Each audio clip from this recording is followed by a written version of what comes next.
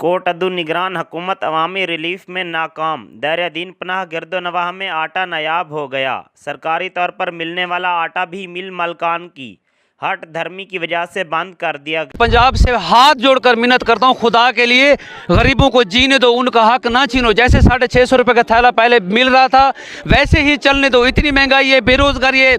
अब जिस बंदे के 6-7 बच्चे हैं वो 700 रुपये दिहाड़ी कमाता है, वो 700 में क्या खर्चात करे? बच्चों को पढ़ाए, मकान का किराया भरे, शादी खुशी, ईद के कपड़े ले, जूते ले, क्या क्या करे बताओ मुझे।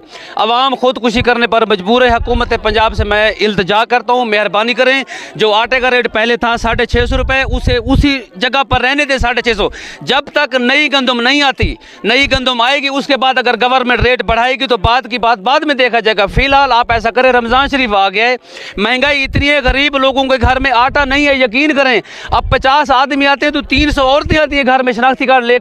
अवाम का अरबाब इख्तियार से नोटिस लेने का मुतालबा कि खुदारा हमारी भूख का ख्याल करें। कैमरा टीम के साथ Sadiq Khan, voice news, coat.